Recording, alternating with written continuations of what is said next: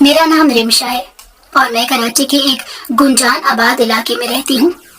میں اپنے والدین کی اکلوتی بیٹی ہونے کی وجہ سے بہت زیادہ لاڈلی تھی اور میری ہر خواہش اور ضد کو بہت ہی خندہ پیشانی کے ساتھ تسلیم کیا جاتا، اور میں جو بھی مانگتی مجھے اس کے لیے کبھی بھی رونا یا گڑ گڑانا نہیں پڑتا تھا، بلکہ میں ایک بار کہتی وہ چیز میرے پاس اگلے دن موجود ہوا کرتی تھی۔ میں اکلوتی بھی تھی اور خوبصورت بھی تھی، اسی وجہ سے اپنے سارے خاندان کی بہت زیادہ لاڈلی تھی۔ گو کہ میں ایک مڈل کلاس فیملی سے تعلق رکھتی تھی، مگر پھر بھی میرا رہن سہن بہت ہی شاہانہ ہوا کرتا تھا۔ ایک سے ایک چیز قیمتی ہوا کرتی تھی، اور یوں مجھے قیمتی چیزوں میں کھیلنے اور قیمتی چیزوں کو ہی اوڑھنے پہننے کی عادت پڑ گئی تھی۔ میرے خاندان والے بھی وہی روایتی سوچ رکھتے تھے، اور ان سے میری یہ آزادی بالکل بھی برداشت نہیں ہوتی تھی، اور وہ ابا سے اکثر یہی کہا کرتے تھے کہ تمہیں اپنی بیٹی پر نظر رکھنی چاہیے، یہ تمہیں کسی مصیبت میں نہ پھنسا دے۔ تو ابا ان کو پورے اعتماد سے جواب دیا کرتے کہ میری بیٹی بہت سمجھدار ہے اور اسے پتا ہے کہ میں اسے کس قدر محنت اور اعتماد کے ساتھ پال رہا ہوں، تو وہ میرے اعتماد کو کبھی بھی ٹھیس نہیں پہنچائے گی۔ ابا جب بھی یہ بات ان سے کہا کرتے تھے تو میرا سینہ فخر سے چوڑا ہو جایا کرتا تھا، اور دل کرتا تھا کہ خوشی سے لڈیاں ڈالوں، کیونکہ جن بیٹیوں کے جواب ان کے باپ دیتے ہیں نا، تو ان کو زمانے میں کوئی ہرا نہیں سکتا۔ میں بھی دل ہی دل میں عہد کیا کرتی تھی کہ میں اپنے ابا کو کبھی بھی مایوس نہیں کروں گی، اور نہ ہی ان کا سر کبھی شرم سے جھکنے دوں گی۔ لیکن قسمت کو شاید کچھ اور ہی منظور تھا۔ میری ایک چاچی جو اکثر اوقات مجھ پر تانے تشنوں کی بارش کیا کرتی تھی، وہ کوئی بھی موقع کسی بھی فیملی فنکشن میں ہاتھ سے جانے نہیں دیتی تھی جب بھی وہ مجھے ڈی گریڈ نہ کرے اور میری تعلیم اور میرے کپڑوں پر بات نہ کرے۔ اگر میں مشرقی لباس میں چلی جاتی تو ہمیشہ یہی کہا کرتی تھی کہ یہ لباس اور یہ رنگ تم پر اچھا نہیں لگ رہا۔ میں یہ بات اچھی طرح جانتی تھی کہ میں اپنے خاندان کی لڑکیوں میں سب سے زیادہ خوبصورت تھی، اور یہی بات میری چچی کے لیے ہضم کرنا دنیا کا مشکل ترین کام تھا۔ ان کی وجہ سے میں بہت زیادہ تنگ ہو جایا کرتی تھی، اور کسی بھی فیملی کی تقریب میں جانا میرے لیے محال ہو کر رہ چکا تھا، کیونکہ وہ میرے چچا کی بیوی تھی، تو ہمارے رشتے دار بھی تقریباً ایک جیسے ہی تھے۔ سو ہر تقریب میں وہ کہیں نہ کہیں مجھے آ لیا کرتی تھی، اور پھر عجیب و غریب سی باتیں کر کے میرا موڈ خراب کرنے میں ہمیشہ بہت کامیاب ہو جاتی تھی۔ میں اکثر اپنی اماں سے کہا کرتی تھی کہ مجھے ان فیملی فنکشنز میں جانا بالکل پسند نہیں ہے، کیونکہ چچی ہر فنکشن میں مجھے ہی پوائنٹ آؤٹ کرتی رہتی ہیں۔ تو اماں کہا کرتی تھی کہ بیٹا، جب تم پر کوئی بات کرتا ہے تو اس کا واضح مطلب یہی ہے کہ وہ تم سے حسد کرتا ہے، اور حسد کرنے کا مطلب یہی ہے کہ وہ تمہیں خود سے بہتر سمجھتی ہے۔ سو جب ہم سے کوئی حسد کرتا ہے تو ہم سوائے برداشت کرنے کے کچھ بھی نہیں کر سکتے، اور تمہاری جو چچی بھی تم سے حسد کرتی ہیں اور بغض رکھتی ہیں، تو بیٹا تم کچھ بھی نہیں کر سکتی، بس ان کو خاموشی سے نظر انداز کر دیا کرو۔ میں ان سے کہا کرتی کہ اگر میں ان کو نظر انداز کر دوں گی تو وہ یہ سمجھیں گی کہ شاید ان کی کئی باتیں سچ ہیں۔ تو اماں نے کہا کہ سچ اور جھوٹ کا فیصلہ کرنے والی وہ کوئی نہیں ہوتی ہیں، بلکہ جب تم ان کو نظر انداز کر دو گی نا تو دیکھنا ایک وقت ایسا آئے گا وہ یہ سب کہنا چھوڑ دیں گی۔ لیکن میری زندگی گزرتی جا رہی تھی، مگر ان کے تانے دشنوں میں کمی نہیں آ رہی تھی، بلکہ جب بھی موقع ملتا تو ان کا رویہ پہلے سے بھی زیادہ عجیب ہو چکا ہوتا تھا۔ بات دراصل یہ تھی کہ وہ براہ راست طنز یا الفاظ استعمال نہیں کرتی تھی، بلکہ میٹھا میٹھا زہر میرے اندر انڈیلنے کی کوشش کرتی تھی کہ باقی سب کی نظروں میں جیسے وہ معتبر ہو جاتی تھی، اور میں سوائے برداشت کے اور کچھ نہیں کر سکتی تھی، کیونکہ ہر بار ان کو کوئی نہ کوئی موقع پتہ نہیں کہاں سے مل جایا کرتا تھا، اور وہ سب کے سامنے مجھے ہی سب کی نگاہوں کا مرکز بنا دیا کرتی تھی۔ اپنی بیٹی کی تعریفوں میں وہ زمین آسمان کے کلابے ملایا کرتی تھی، اور اس کو ہر کام میں مہارت، جبکہ میری ذرا سی بات کو پکڑ کر وہ پتہ نہیں کون کون سے واقعات کے درس دینا شروع ہو جاتی تھی کہ میں بہت زیادہ بیزار ہو جایا کرتی تھی۔ ایک بار وہ ہمارے گھر پر آئی تھی تو تب میری کوئی یونیورسٹی کی اسائنمنٹ تھی، اور میں وہ بنانے میں مصروف تھی۔ اور میرا دھیان بالکل بھی ان کی جانب نہیں تھا۔ تو اماں نے مجھے چائے بنانے کا کہا۔ میں چائے میں چینی ڈالنا بھول گئی تھی، تو انہوں نے اس بات کو پکڑ کر ہمیشہ ہر ایک کو بتایا کہ اس کو تو چائے بنانے بھی نہیں آتی، یہ آگے جا کر کیا کرے گی؟ لڑکیوں کی پڑھائی سے زیادہ گھرداری ضروری ہوتی ہے، اور دکھی بات یہ ہوتی ہے کہ ہمارا سارا خاندان بھی اس کی بات پر یقین رکھتا تھا کہ لڑکی کو پڑھنا آئے یا نہ آئے، اس کو خانہ داری ضرور آنی چاہیے۔ لیکن میری ساری زندگی پڑھائی میں بہت زیادہ مصروفیت کے ساتھ گزر رہی تھی، اور پھر یونیورسٹی میں اتنی مصروف رہی تھی اپنی پڑھائی کے سلسلے میں کہ میرا دھیان گھر کے کام سیکھنے کی طرف نہیں گیا تھا، اور میرے پاس بالکل بھی وقت نہیں بچتا تھا۔ ویسے بھی میرا سارا دھیان بس اپنی پڑھائی کی طرف ہوتا تھا۔ جب سے خاندان کے باقی لوگ بھی باتیں کرنے لگے تھے تو میرا دل سب سے ہی بیزار ہو چکا تھا، کیونکہ کوئی بھی اس بات کو سمجھنے کو تیار ہی نہیں تھا کہ میں واقعی اتنی مصروف ہوتی ہوں اور میرے پاس کھانا سیکھنے کا وقت نہیں۔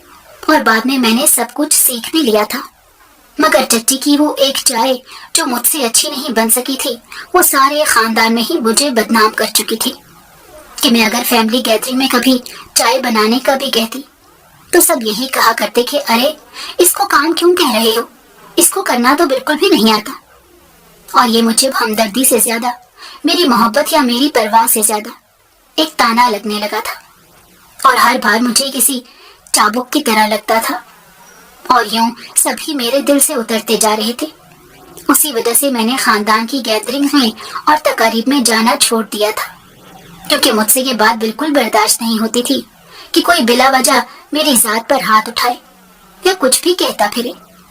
اور ایک دن اماں نے مجھے سمجھایا اور کہا کہ تجھے پتا ہے، تیری چاچی نے یہ کام اسی لیے کیا کیونکہ تو خاندان میں مت اٹھا بیٹھا کر، اور یہ سب سمجھے کہ یہ واقعی بہت مغرور ہے اور اس کو اپنے حسن کا بہت زیادہ غرور ہے۔ میں اماں سے کہتی تھی کہ اماں، آپ کو اچھی طرح معلوم ہے کہ مجھے تو کبھی احساس ہی نہیں ہوا تھا کہ میں اتنی پیاری ہوں، یہ تو آپ نے یا مجھے باقی خاندان کے لوگوں نے اس چیز کا احساس دلایا ہے کہ میں خوبصورت ہوں، جبکہ میں اس چیز کا غرور کیوں کروں گی؟ تو اماں نے مجھے کہا کہ بیٹا، میں اچھی طرح جانتی ہوں کہ تو غرور نہیں کرتی، میں یہ بھی جانتی ہوں کہ تو بہت عاجز پسند ہے، لیکن جب ہم اس معاشرے میں رہتے ہیں تو کچھ لوگ ہم سے بلا وجہ چڑھتے ہیں اور ہم سے نفرت کرتے ہیں، تو یہی سمجھ لے کہ تیری چچی بھی ان میں سے ایک ہے۔ تمہیں اتنا تو معلوم ہے نا کہ تم جب بھی کسی محفل میں جاتی ہو تو ہر نگاہ تمہاری طرف ہوتی ہے، اور تمہاری چچی سے یہ بات برداشت نہیں ہوتی کہ سب تمہاری تعریف کیوں کرتے ہیں، وہ اسی لیے ایسے اونچے ہتھ کنڈے استعمال کرتی ہے، اور تم بھی کتنی بے وقوف ہونا کہ اس کی باتوں میں آ جاتی ہو۔ اگر تم اس طرح خاندان میں ہی اٹھو بیٹھو گی نہیں تو تمہارے لیے کل کو بہت سی مشکلات ہو جائیں گی، اس لیے تمہیں بہت ہی عقل مندی سے کام لینا چاہیے۔ اماں کی باتیں سن کر میں مان جاتی تھی، مگر یہ تو ممکن ہی نہیں تھا کہ چچی کوئی موقع ہاتھ سے جانے دے۔ میرے لیے میری چچی تو جیسے میری ذہنی آزمائش بن چکی تھی۔ ان کی بیٹیاں خود بھی بہت زیادہ تیز تھی اور چچی پر ہی گئی تھی، جبکہ اپنی بیٹیوں کے تمام عیب جاننے کے باوجود بھی وہ ان کے متعلق کوئی بات نہیں کرتی تھی، جبکہ مجھے تو وہ زمانے میں بدنام کرنے کے متعلق ٹھان چکی تھی۔ مجھے اب ان سے شدید قسم کی نفرت ہو چکی تھی، کیونکہ انہوں نے واقعی مجھے مجبور کر دیا ہوا تھا۔ ایک بار میری ایک کزن کی مہندی تھی اور ہم سب لوگ وہاں پر چلے گئے۔ میں نے پہلے بھی بتایا کہ ہمارا یہاں خاندان کا معاملہ تھا، سو اس وجہ سے میں خاندان کی تقاریب سے پیچھے نہیں ہٹ سکتی تھی۔ ہم سب پھپھو کے گھر چلے گئے تھے کیونکہ میری پھپھو کی بیٹی کی شادی تھی۔ وہاں جا کر میری کزن نے مجھ سے کہا کہ اس کو میرا موبائل تھوڑی دیر کے لیے چاہیے، یعنی وہ میرے چاچو کی بیٹی تھی، اسی چچی کی ہے جنہوں نے میری زندگی حرام کی ہوئی تھی۔ میں نے اس سے کہا کہ اس نے موبائل کیا کرنا ہے، کیونکہ اس کے پاس اپنا موبائل بھی موجود تھا۔ تو اس نے کہا کہ میری ایک دوست نے ہمارے گھر شادی پر آنا تھا، لیکن مجھے اس کو گھر کا ایڈریس بتانا یاد ہی نہیں رہا۔ ابھی اس کی مجھے کال آئی تھی لیکن پھر کال کٹ گئی، اور میرے پاس بیلنس نہیں ہے، اسی وجہ سے مجھے اس کو کال کرنی ہے۔ میں چونکہ بہت زیادہ چالاک نہیں تھی جو اس کی چالوں کو سمجھ پاتی، تو میں نے اس کو اپنا موبائل دے دیا تھا، اور اس نے تھوڑی دیر بعد شکریہ کہہ کر میرا موبائل واپس کر دیا تھا تو میری چچی نے دیکھ لیا اور انہوں نے اس پر بھی ہنگامہ کھڑا کر دیا کہ تم نے میری بیٹی کو اپنا موبائل کیوں دیا۔ تو میں نے ان سے کہا کہ اگر آپ کو اپنی بیٹی پر اتنا ہی بھروسہ ہے تو جا کر اپنی بیٹی سے ہی پوچھیے گا، مجھ سے پوچھنے کی کوئی ضرورت نہیں ہے۔ تبھی ان کی بیٹی آ گئی تو انہوں نے کہا کہ کس کو کال کی، تو اس نے صاف انکار کر دیا کہ اس نے میرا موبائل لے کر کسی کو کال نہیں کی تھی، بلکہ یہ کہہ کر دیا کہ اس نے میرا موبائل تصویریں لینے کے لیے لیا تھا اور بیچ میں کال آ گئی تو اس نے موبائل مجھے واپس کر دیا۔ میں نے اس کو حیرانی سے دیکھتے ہوئے کہا کہ تم جھوٹ بول رہی ہو، تم نے یہ موبائل مجھ سے اس لیے لیا تھا کہ اپنی دوست کو کال کر سکو، جبکہ وہ ماننے سے انکار کر چکی تھی، اور میری چچی کو تو ویسے بھی موقع چاہیے۔ انہوں نے کہا کہ یہ پتہ نہیں کس کو کال کر رہی ہے اور اب الزام میری بیٹی پر لگا رہی ہے۔ کچھ لوگ آپ کے لیے ذہنی آزمائش ہوتے ہیں اور میری چچی کا بھی انہی لوگوں میں شمار ہو رہا تھا۔ میرا دل چاہ رہا تھا کہ میں بھی یہ تقریب چھوڑ کر چلی جاؤں، لیکن پھر امی نے میرا ہاتھ تھام لیا اور کہا کہ تمہیں کوئی ضرورت نہیں، ہر بار تم ہی کیوں خود کو اذیت دیتی ہو؟ وہ غلط ہو کر بھی یہاں پر موجود رہتی ہے اور تم ٹھیک ہو کر بھی اس جگہ سے واک آؤٹ کر جاتی ہو۔ یہ طریقہ تمہیں بدلنا ہوگا۔ تو میں نے ان سے کہا کہ آپ خود ہی بتائیں، ان جیسے لوگوں کے ہوتے ہوئے میں یہاں پر پرسکون کیسے رہ سکتی ہوں؟ تو انہوں نے کہا کہ تمہیں ان کے منہ لگنے کی کیا ضرورت ہے؟ تمہیں میں نے منع بھی کیا تھا کہ ان سے وہاں پر 1 میل تک دور رہنا، تو تمہیں کس نے کہا تھا کہ تم جا کر اس کو موبائل دو؟ تو میں نے امی کو وہ ساری بات بتائی کہ اس نے اپنی کسی دوست کو بلانا تھا، تو انہوں نے کہا کہ آئندہ کچھ بھی ہو جائے تم اس کو اپنا موبائل نہیں دو گی، وہ اس سے کچھ بھی کر کے کل تمہارے اوپر الزام لگا دے گی، تو تمہیں بچانے والا کوئی بھی نہیں رہے گا، کہ وہ تو بہت ہی سازشی ہے اور تمہاری چچی تو ایسے ہی تمہاری جان کے پیچھے پڑی رہتی ہیں۔ میں خاموش ہو گئی اور ایک قدرے خاموشی والے کونے کی جانب آ کر بیٹھ گئی، کیونکہ موڈ اس قدر خراب ہو چکا تھا کہ اب میں کسی کے بھی منہ نہیں لگنا چاہتی تھی۔ اچانک میں نے دیکھا کہ میری کزن کسی لڑکے سے موبائل پر بات کر رہی ہے اور اس سے ملنے کا کہہ رہی ہے، تو میں نے پہلے سوچا کہ میں ایسے سمجھاتی ہوں، آخر وہ میرے چاچو کی بیٹی ہے اور میں نہیں چاہتی تھی کہ کسی بھی قسم کی بدنامی ہمارے خاندان کا پیچھا کرے۔ میرے اندر یہ کیڑا تھا کہ میں کسی کا بھی برا نہیں چاہتی تھی، اور اگر میرے ساتھ کوئی برا بھی کرتا تو میں اس کے ساتھ اچھا کرنے کی کوشش کرتی تھی۔ سو میں نے بھی اپنی چچی کو معاف کرنے کے بعد سوچا کہ ان کی بیٹی کو سمجھا دیتی ہوں کہ جو وہ کر رہی ہے وہ بالکل غلط ہے۔ تو میں اپنی کزن کے پاس گئی اور کہا کہ تم جو کرنے کی کوشش کر رہی ہو وہ بہت غلط ہے، تمہیں ایسا نہیں کرنا چاہیے، کیونکہ اس سے سارا خاندان بدنام ہو کر رہ جائے گا۔ تو اس نے پہلے مجھے صدمے سے دیکھا اور کہا کہ میں کیا کرنے کی کوشش کر رہی ہوں؟ تو میں نے کہا کہ مجھے پتا ہے کہ تم کسی لڑکے سے ملنے جا رہی ہو، اور شاید تمہارا صرف ملنے کا نہیں بلکہ بھاگنے کا بھی پلان ہے۔ تو اس نے کہا کہ تمہیں ایسا کیوں لگ رہا ہے؟ ایسی کوئی بات نہیں ہے۔ اس نے بڑے ہی پرسکون انداز میں جواب دیا۔ اگر میں نے اس کی باتیں خود نہ سنی ہوتی تو شاید میں اس کی بات پر یقین کر لیتی کہ شاید مجھے ہی کوئی غلط فہمی ہو گئی ہے، مگر وہ یہ بات ماننے کو تیار ہی نہیں تھی کہ میں نے یہ سب کچھ سن لیا ہے، یا وہ بہت بہادر تھی کہ جو اتنی نارمل نظر آ رہی تھی، کیونکہ شاید اس کو یقین نہیں آ رہا تھا کہ میں اس کی باتیں سن چکی ہوں۔ اور میں نے کہا کہ دیکھو، میں تمہاری باتیں سن چکی ہوں، اور پھر غصے سے کہا کہ تمہیں شرم نہیں آتی کہ تم کسی کو چھپ چھپ کر کال کرتی ہو؟ تو اس نے کہا کہ شرم تو تمہیں آنی چاہیے جو چھپ چھپ کر اوروں کی باتیں سن رہی ہو۔ مجھے آج یہ محاورہ اچھی طرح سمجھ میں آ گیا تھا کہ الٹا چور کو توال کو ڈانٹے۔ میں نے اس سے کہا کہ دیکھو، میں چھپ کر سن نہیں رہی تھی، میں یہاں پر پہلے بیٹھی ہوئی تھی، اور تم جب یہاں پر کال پر بات کر رہی تھی تو میں اپنے کان بند کر کے تو نہیں رکھ سکتی تھی نا، اس لیے تم جو کر رہی ہو وہ غلط ہے۔ یہ آج کل کے لڑکے کسی کے ساتھ بھی مخلص نہیں ہوتے۔ اگر تم نے میری بات نہ مانی تو میں جا کر تمہاری امی کو بتا دوں گی، اور تمہیں پتا ہے کہ وہ تمہاری جان لینے کو آ جائیں گی۔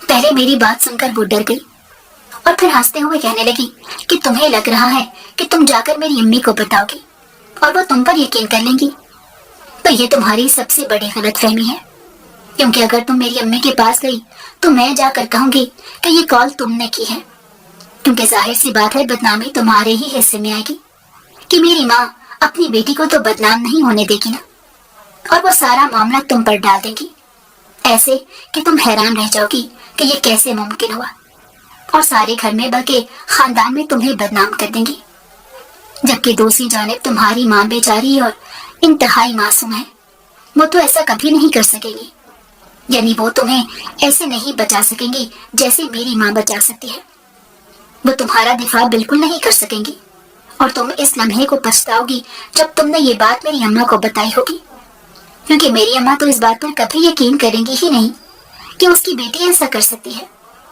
اور تمہاری اماں بھی نہیں بچا سکیں گی، بلکہ وہ تو کہیں گی چلو کوئی بات نہیں بیٹا، یہ ہو چکا ہے تو اس کو معاف کر دو، جبکہ تمہیں خود بھی پتا ہے کہ معاف کرنا اتنا آسان نہیں ہوتا، تمہارا امیج سب کی نظروں میں بہت بری طرح برباد ہو کر رہ جائے گا، اس لیے تم میرے اوپر نظر رکھنا چھوڑو اور جا کر اندر آرام سے اس تقریب کو انجوائے کرو، اس لیے بہتر ہے کہ تم میرے معاملے میں ٹانگ مت اڑاؤ، اور میں تمہارے کسی بھی کام میں نہیں آؤں گی، تم جاؤ اپنے کام سے کام رکھو۔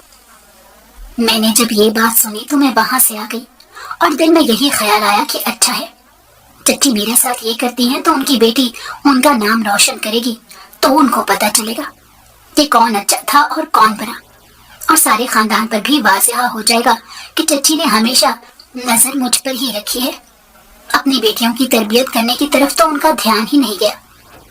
میں بھی بہت مطمئن ہو کر واپس ہال کی طرف آ گئی تھی، دل ہی دل میں مجھے اب ایک کمینی سی خوشی ہو رہی تھی کہ اچھا ہے چچی کو بھی معلوم ہو کہ ان کی بیٹی کتنے پانی میں ہے، اور وہ جو کچھ میرے ساتھ کرتی آ رہی ہیں، اب دیکھنا کیسے سارے خاندان کے سامنے ان کی ناک کٹ جائے گی۔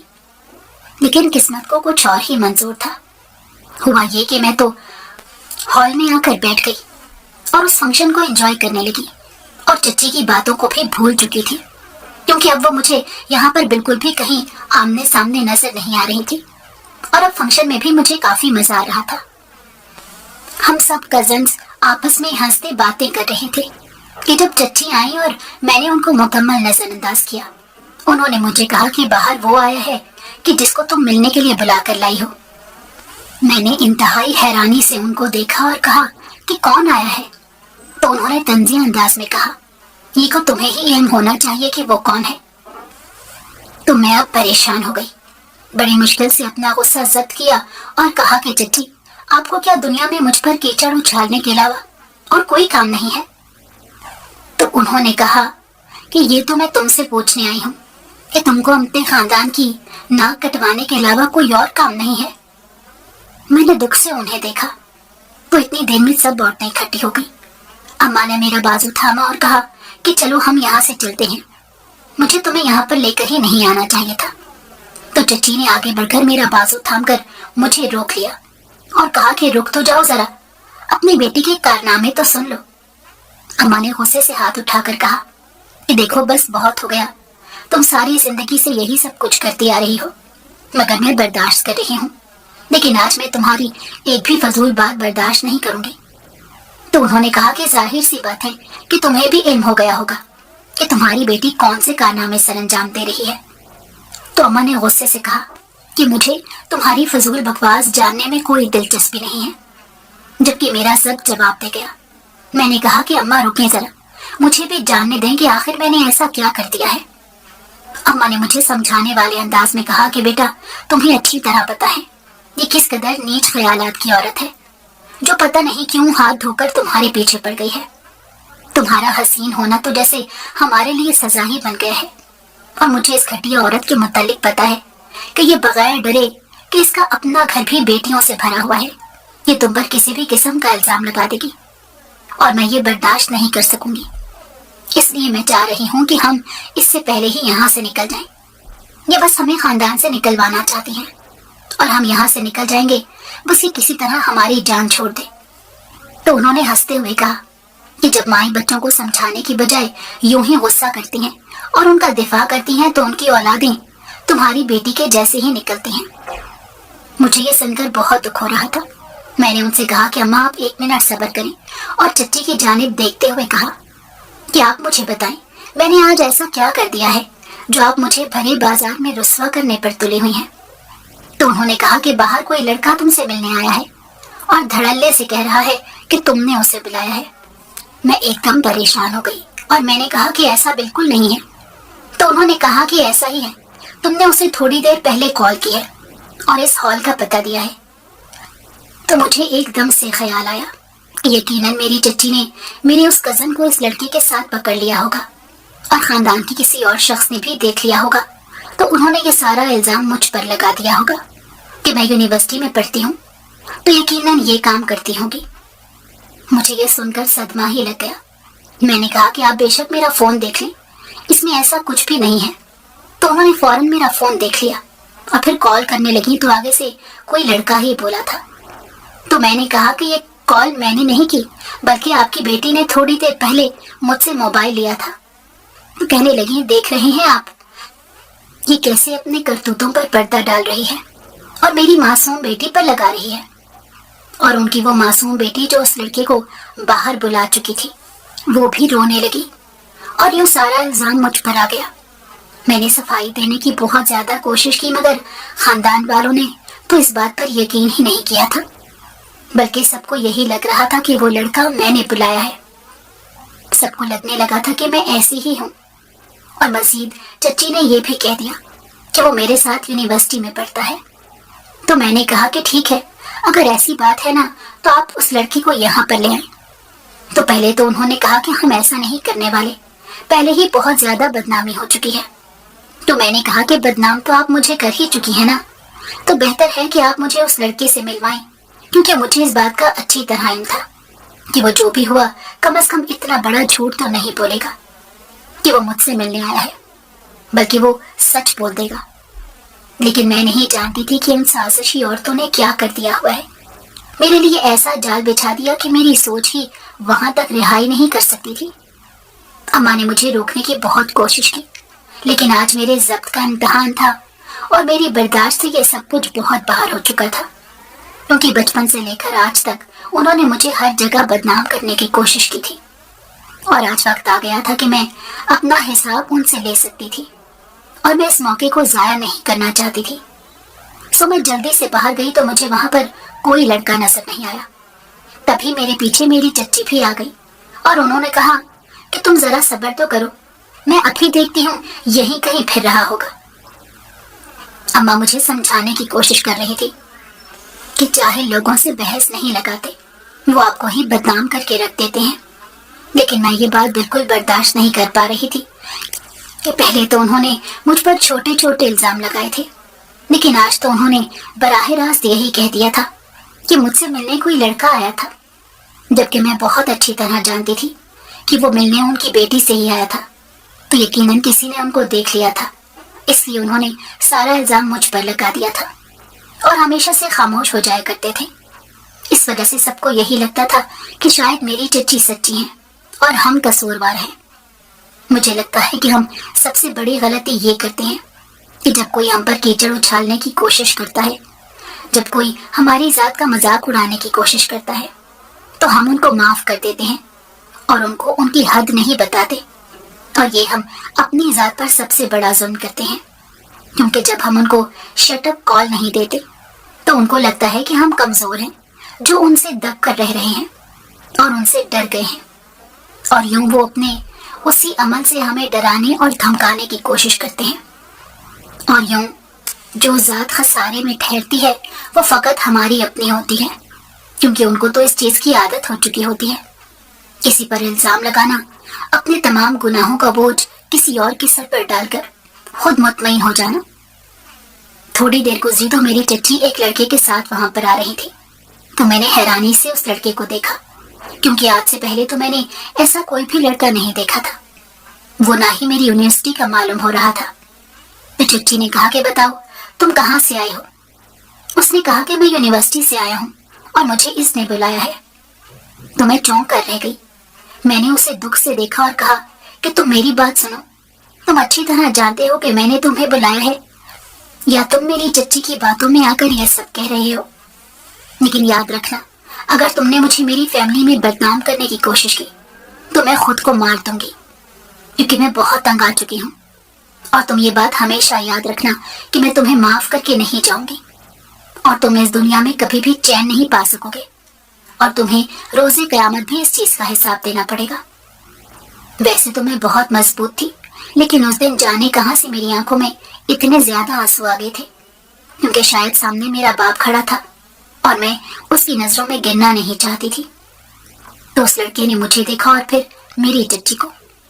تو اس سے پہلے کہ وہ کچھ کہتا، میری چچی نے کہا کہ تم اس کو یوں بلیک میل نہیں کر سکتی، تم اچھی طرح جانتی ہو کہ تم نے اسے کال کر کے یہاں پہ بلایا ہے۔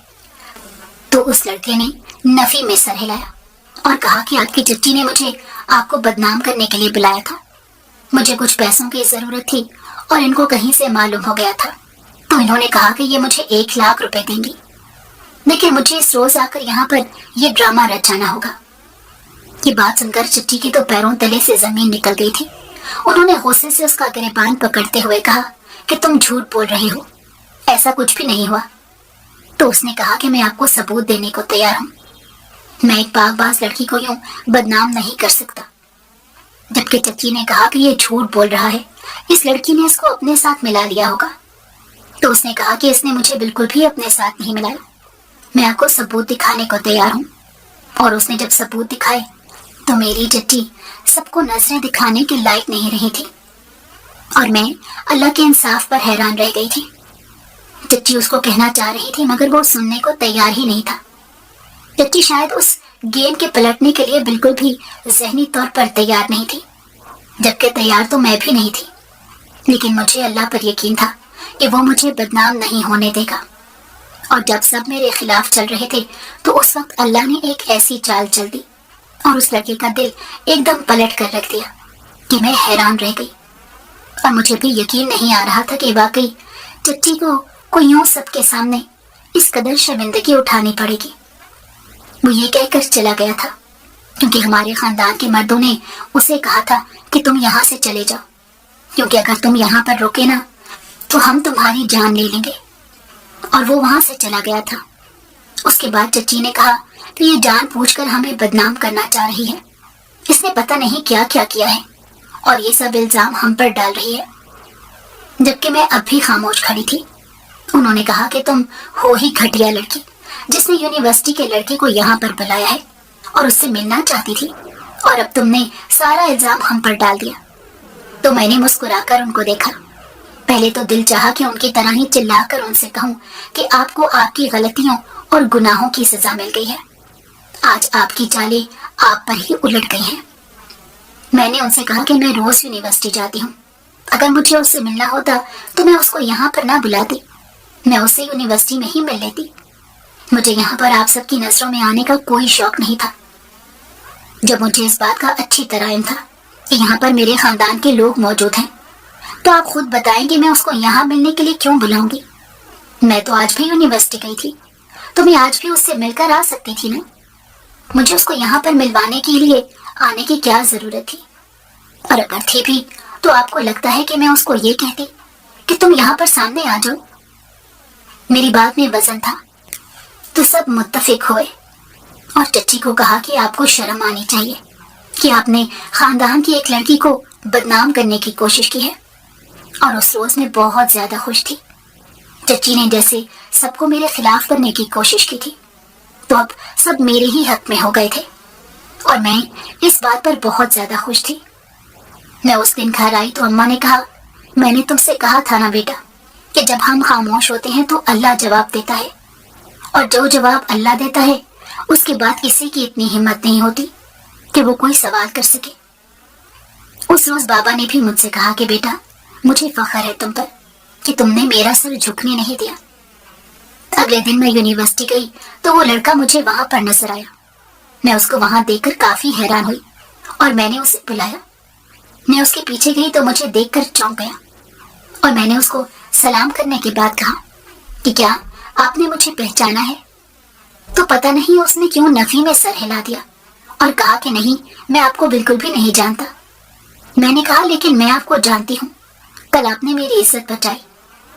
تو اس نے کہا عزت بچانے والا میں نہیں، وہ اللہ ہے۔ میں نے اسے کہا کہ میں آپ کی بات تسلیم کر رہی ہوں، لیکن پھر بھی آپ نے کل جس طرح سچ کا ساتھ دیا تو مجھے بہت بڑی مشکل سے بچا لیا۔ پھر اس نے کہا نہیں، میں نے پہلے جھوٹ کا ساتھ دیا تھا اور اس کے بعد میں نے جھوٹ کا ساتھ دینے سے انکار کر دیا، آپ مجھے شرمندہ مت کریں۔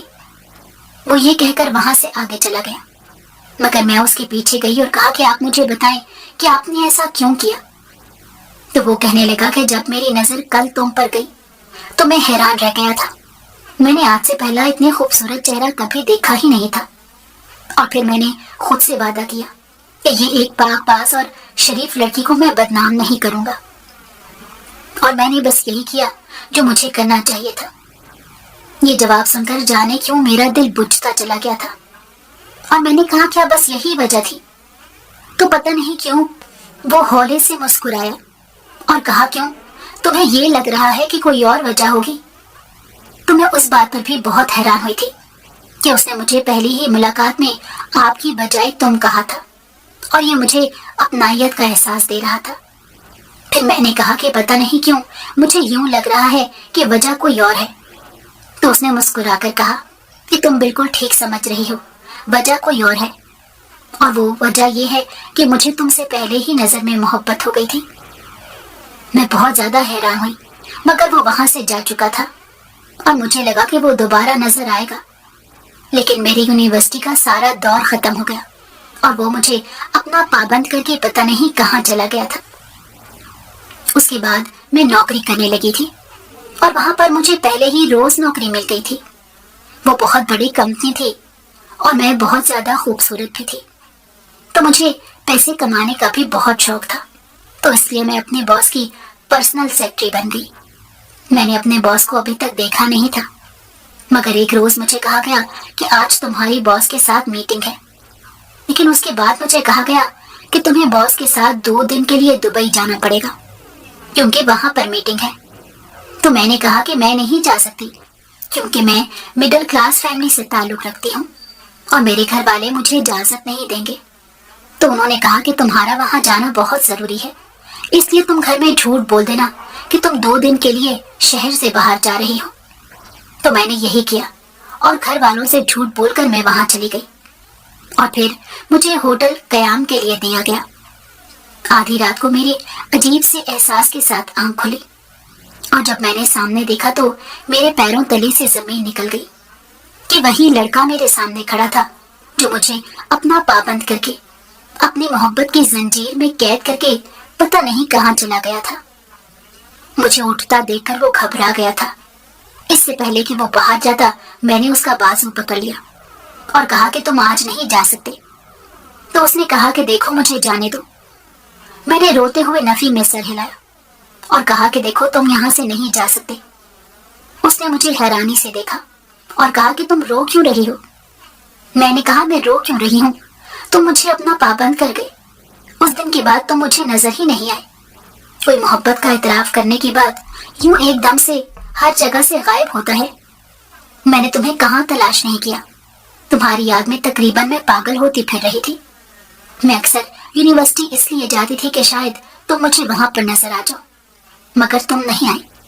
تم نے مجھے پاگل کر کے رکھا ہوا ہے، اور تم آج میرے سامنے اچانک آ گئی، اور اب تم کہہ رہی ہو کہ میں تمہیں جانے دوں، اور تم مجھ سے پتہ پوچھ رہے ہو۔ میں ہنسیانی انداز میں چلاتے ہوئے کہہ رہی تھی، جبکہ وہ حیرانی سے مجھے دیکھ رہا تھا کہ جیسے اسے میری باتوں کا یقین ہی نہ آیا ہو۔ پھر اس نے کہا کہ تم سچ کہہ رہی ہو۔ میں نے کہا ہاں۔ تو اس نے مجھے اپنے سامنے بٹھایا، اس کی آنکھوں سے آنسو بہ رہے تھے۔ میں نے حیرانی سے اسے دیکھا تو کہنے لگا، پتہ ہے میں تم سے شدید محبت کرتا تھا، اور میں اس لیے چلا گیا تھا کیونکہ میں تمہارے ساتھ کوئی زور زبردستی نہیں کرنا چاہتا۔ تم بہت اچھی لڑکی تھی اور میں چاہتا تھا کوئی بہت اچھا لڑکا تمہاری زندگی میں آئے، لیکن جب تم میری کمپنی میں اپلائی کرنے کے لیے آئی تو میں نے بغیر سوچے سمجھے تمہیں وہاں رکھ لیا، کیونکہ تمہارا نظر آ جانا جیسے میرے لیے جینے کے برابر تھا۔ اور پھر یہاں میٹنگ کے لیے بھی میں نے تمہیں اسی لیے بلایا کیونکہ میرا دل کر رہا تھا کہ میں تمہیں اپنے سب سے پسندیدہ ملک میں دیکھوں۔ تو میں نے اسے حیرانی سے کہا اور کہا کہ یہ کیا، میرے باس تم ہو؟